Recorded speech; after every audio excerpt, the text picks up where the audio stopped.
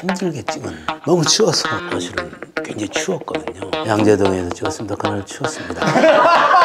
이거 우리 썸네일로 써요. 이 영화 항상 추웠습니다.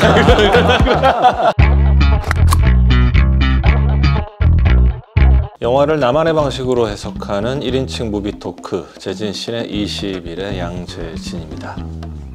오늘 함께할 게스트 3일의 휴가 육상효 감독님 모셨습니다. 어서 오세요. 간단하게 본인 소개해 주시겠어요? 3일의 휴가를 감독한 육상효입니다. 두 아이의 아버지고요. 우리 선생님이랑 재밌는 얘기 하게 되기를 바라겠습니다.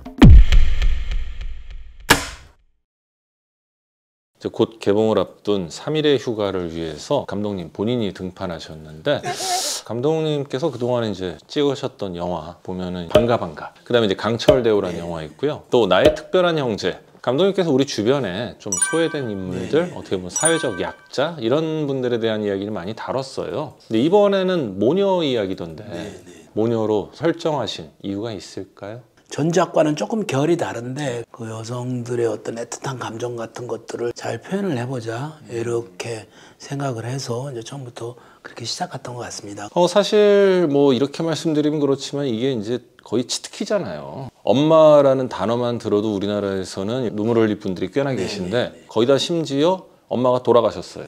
근데 돌아가신 엄마가 살아있는 딸을 만나러 온대. 여기까지만 들어도 일단 딱 감이 오거든요. 아 이거 울겠다. 어떠셨어요? 시나리오를 처음부터 쓴 게 아니고 시나리오를 받은 거고요. 이제 다른 작품을 준비하고 있었는데 다른 영화사랑 별 생각 없이 사무실에서 읽다가 한 번에 다 못 읽었습니다. 자꾸 울어가지고 울어서 이렇게 한 10페이지 읽고 또 좀 쉬고 또 이거 읽는데 시간이 많이 걸렸어요. 그래서 이 시나리오가 이상한 시나리오다. 왜 이렇게 사람을 울리지? 그리고 집에 가서 이제 집사람한테 한번 읽어보라고 그랬어요. 그런데 계속 울고 있더라고요. 그래서 이 영화가 사람의 감정을 움직이게 하는 게 있구나 이런 생각을 해서 그럼 한번 이 영화를 해보자 이런 생각이 들었습니다. 네, 그럼 감독님과 함께 영상 보면서 재진신의 20일 시작해 보겠습니다. 안녕하세요. 이번에 휴가 함께 가기로 한 가이드입니다. 반갑습니다. 휴가복 어떠세요? 강기영 씨가 저런 역할 정말 잘하실 것 같아요. 네, 이쁘십니다. 네. 그때는 우영우 전이었어가지고 시작할게요. 지금이라면 이제 저런 역에 캐스팅을 못 할 수도 있는 그러니까요. 감독님이 운이 좋으셨던 것 같아요. 주연급 배우이기 때문에 이제 야, 얘는 내 죽기 전에 살든다 이거. 어?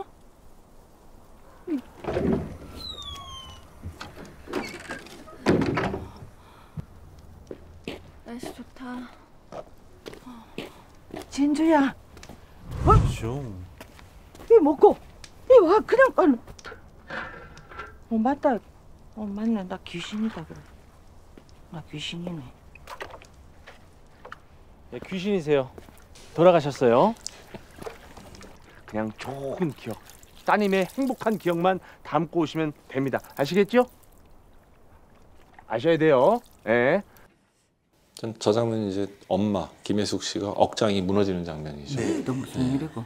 응? 자신의 인생을 딸을 위해서 바쳤는데 저 시골에 와서 자신이 하던 일을 하고 있으니까.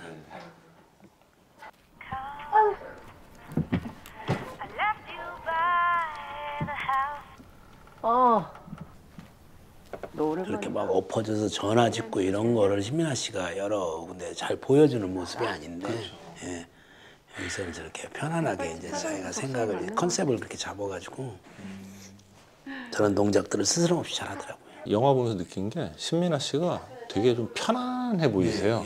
원래 신민아 씨 약간 도회적 이미지잖아요. 근데 정말로 그 시골에 너무 잘 어울리게 너무 무공의 미인, 올게닉 미인으로 딱 나오는 씬이 있는데 정말 감독님이 오가닉 미인 그거 좋은 표현인 것 같은데 신민아 씨를 내일 모레 만나서 마치 제가 생각한 것처럼 식사 돼요? 네. 나 스트레스 받는다 진짜. 식사가 안 된다고. 참 김혜수 선생님은 정말 능청스럽게 연기 잘하시고 진짜 잘하십니다. 그리고 영화에서 네네. 보면 이렇게 신민아 씨가 요리하시는 씬이 많이 나오더라고요. 저녁 시간에 제가 봤거든요.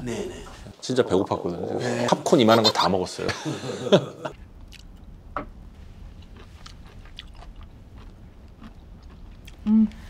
잘 익었다.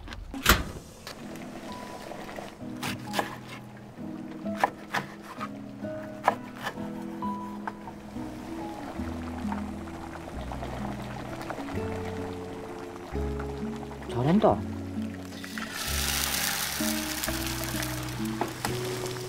저희 지금 배경 자체도 강원도잖아요. 네네. 뒤에 나오는 뭐 만두라든지 네, 뭐 네. 기타 음식들을 보면은 정말 올게닉 느낌이 빡빡 나는 그런 요리들을 쭉 하시더라고요. 네.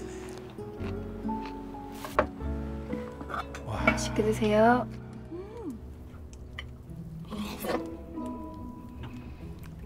나도 먹고 싶다.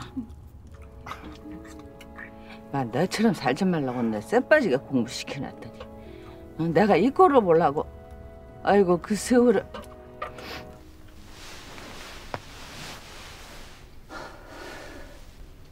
야 진수야 니 왜 그러노?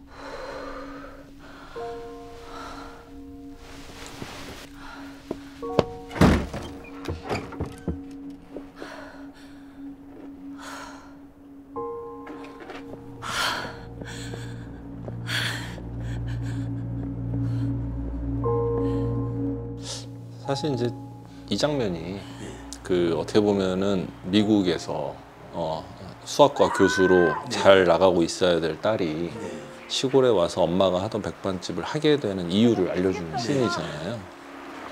내가 아, 저 대사 너무 슬펐는데. 내가 엄마 때문에 못하겠다. 선생님이 오히려 전문가시니까 잘 아실 것 같습니다. 왜?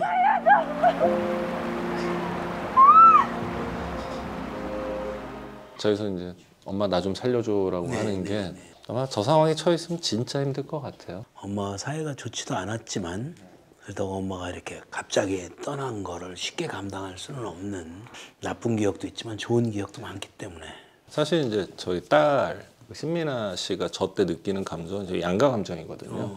엄마가 죽기 직전까지도 엄마에 대해서 계속해서 미움의 감정이 있던 그런 신민아 씨였는데 엄마가 돌아가신 다음에 엄마에 대한 죄책감이 또 엄청 커져가지고 이 양가 감정 때문에 신민아 씨가 저 안에서 이렇게 요리하고 밥도 팔고 웃으면서 힐링하는 듯 보이지만 얼마나 힘들었을까라는 생각이 많이 들었어요. 저보다 훨씬 더 잘하시는 것 같은데 저는 그냥 아까 그 장면이 찍을 때 너무 힘들었다. 저 때가 영하 20도쯤 했습니다. 바람도 많이 불어요. 아 근데 왜 굳이 겨울에 찍으셨어요? 이 감정들이 분위기가 겨울에 더 나을 거라고 생각을 했습니다. 여름이나 가을은 겨울처럼 황량한 느낌이 좀 덜 거라고 생각을 했고 눈은 이제 우리가 계획해서 갈 수는 없는 거였는데 강원도니까 이제 눈 올 확률이 있고 그랬을 때 우리가 거기에 필요한 장면들을 찍자 그랬었던 거죠.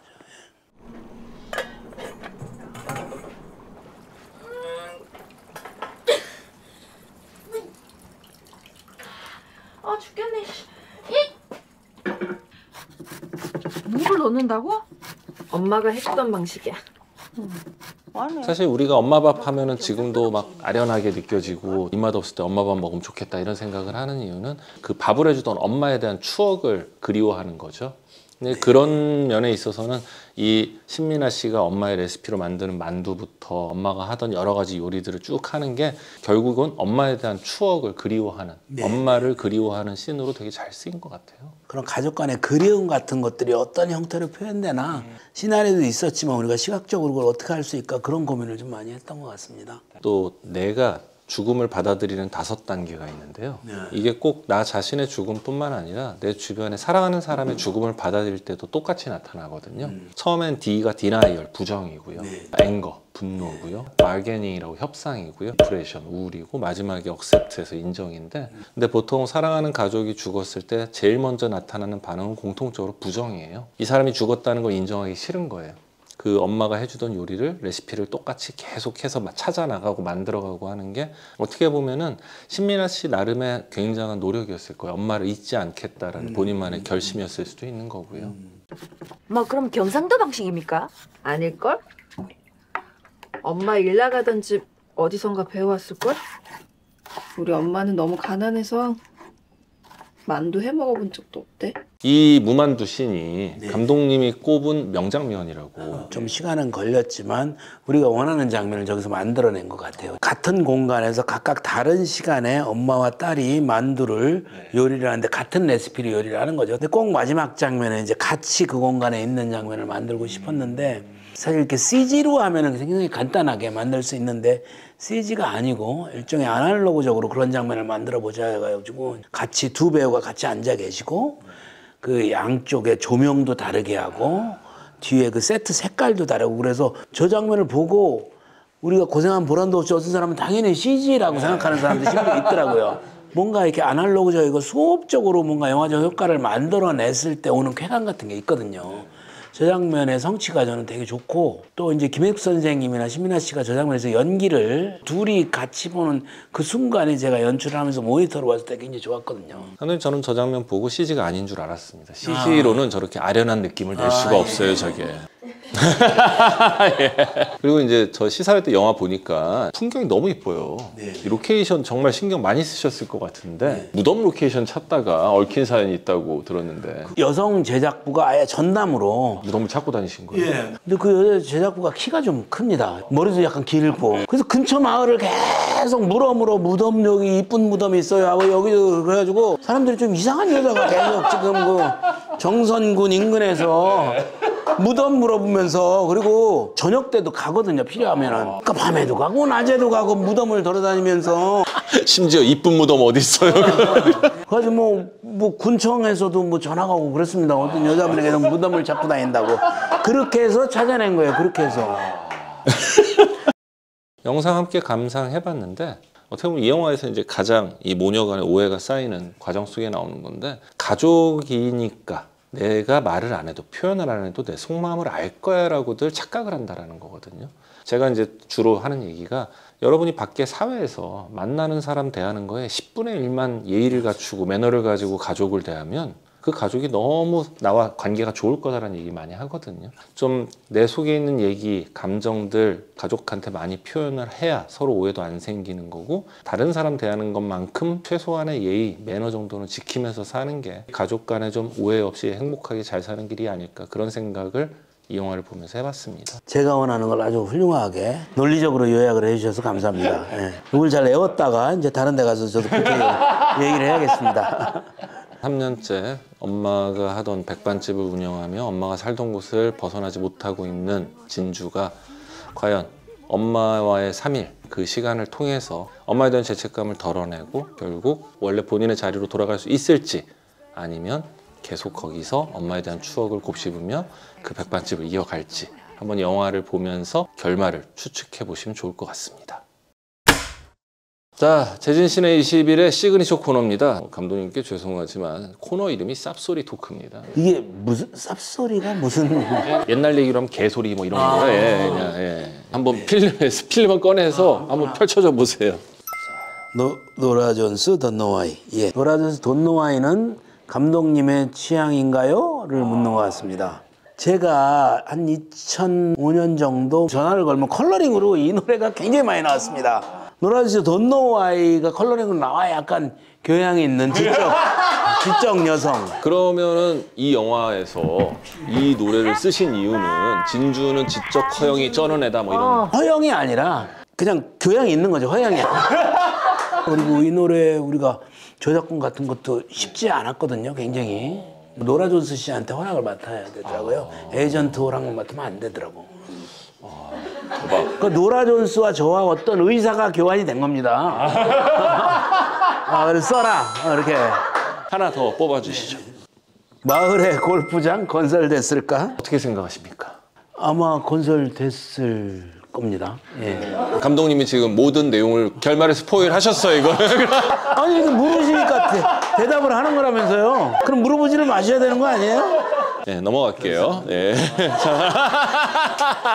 3일의 휴가 곧 개봉을 앞두고 있는데요. 감독님이 생각하신 관전 포인트가 어떤 걸까요? 이 영화를 보시고 어떻게 하면 가족과 좋은 기억을 많이 갖고 또 떠나간 가족을 좋게 그리워할 수 있는지 생각하시면서 보면 좋겠습니다. 자, 오늘 재진신에 함께 해보셨는데요. 감독님 오늘 좀 어떠셨어요? 오, 재밌는데요? 네. 다행입니다. 영화를 빨리 하나 더 만들어서 또 불러주시면 제가 또 오겠습니다. 네. 감사합니다. 네, 오늘 3일의 휴가 육상효 감독님과 함께 했습니다. 감사합니다. 감사합니다. 재진 씨는 이 시비 짬 느낌이 확 나가지고 경비 아저씨가 여기서 이러시면 안 된다. 쏠까? 쏴버릴까?